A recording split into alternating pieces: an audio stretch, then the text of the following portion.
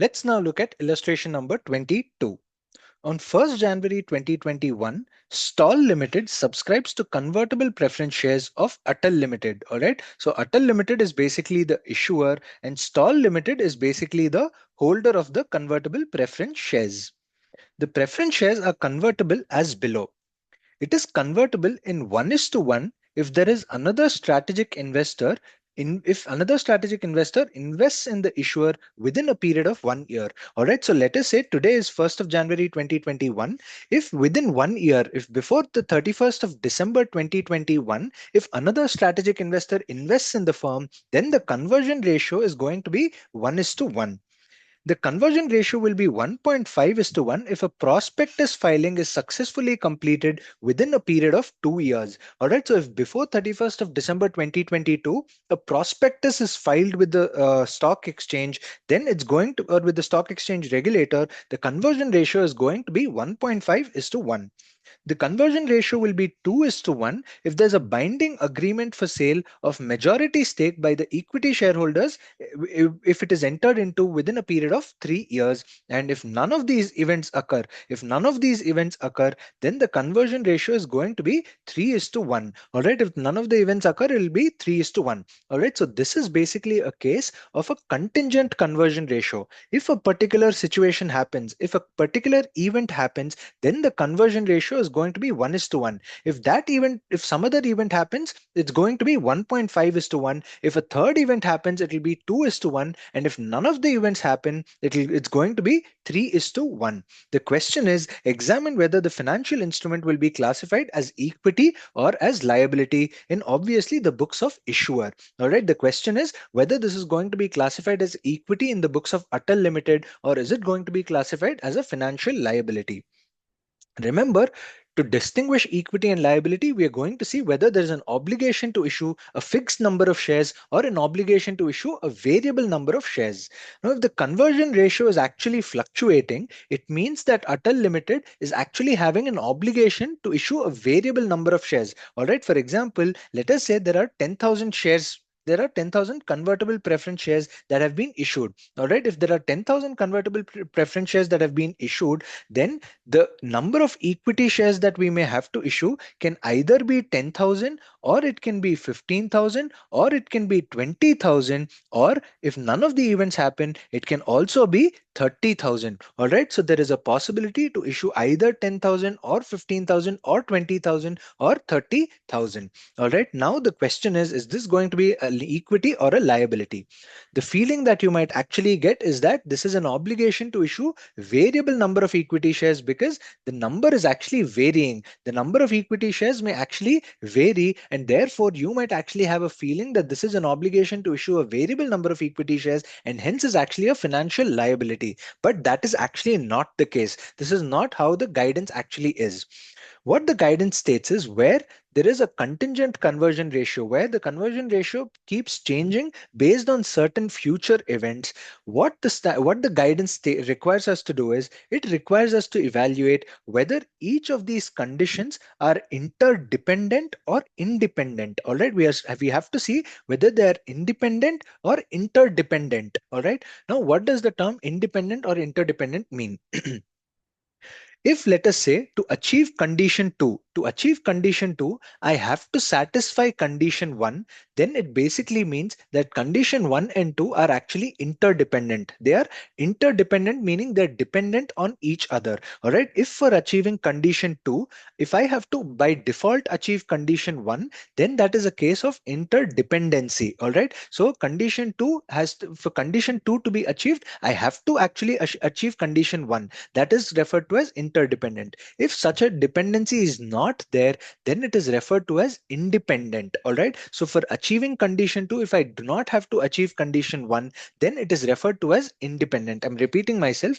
If for achieving condition 2, I need to achieve condition 1, then it means that there is a dependency between each other, and hence it is called as interdependency. All right. There's a dependency between condition 2 and condition 1. We'll actually see an example for that as well.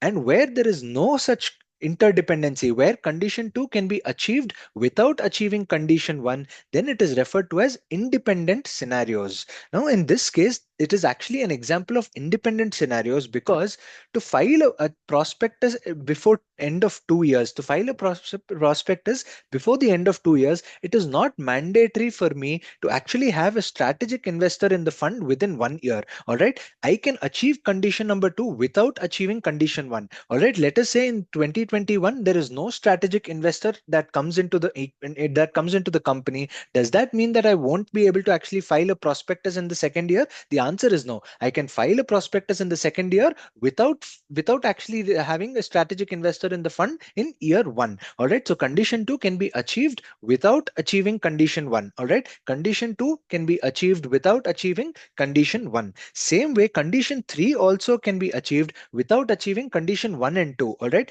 just because I've failed condition 1 and 2, does that mean that condition 3 cannot be achieved? The answer is no. All right, let us say I did not have a strategic investor in the first year. I was not able to file the prospectus in the second year, but does that prohibit me from entering into a sale agreement in the third year? The answer is no. I can enter into a sale agreement in the third year without satisfying condition 1 and 2, and therefore all these three conditions are independent conditions. All right, all these three are basically independent conditions because I can achieve condition 2 without achieving condition 1. I can achieve condition 3 without achieving condition 1 and 2. All right, so these are independent conditions.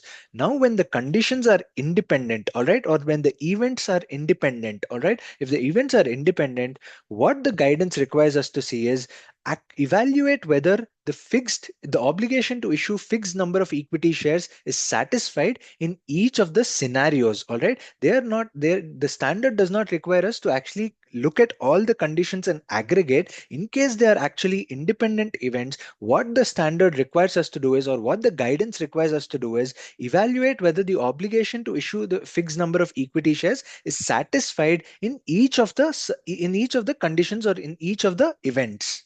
So therefore, we are actually not going to look at this as one contract. We're actually not going to look at this as one contract. We are actually going to look at it as four different contracts. All right. We are actually going to look at it as four different contracts, and we will actually see whether the obligation to issue a fixed number of shares is being satisfied in each of the four events. If it is being satisfied in each of the four events, then we will actually say that the entire convertible preference shares is actually an equity instrument. All right. If let us say we are not able to satisfy the obligation to issue a fixed number of equity shares in any one of the four events, then we will actually say that the convertible preference shares as a whole is actually a liability. I'm repeating myself. What we are actually going to see is we are not going to see this convertible preference shares as one contract because these are independent events. We are actually not going to see that we are not going to look at the convertible preference shares as a single contract. We will be looking at it as four different contracts. All right, we're going to split it and look at it and evaluate it as four different contracts, and we will actually see whether the obligation to issue a fixed number of equity shares is being satisfied under each of the four contracts. If all of the four contracts have the obligation to issue a fixed number of equity shares, then the convertible preference shares as a whole will be classified as equity.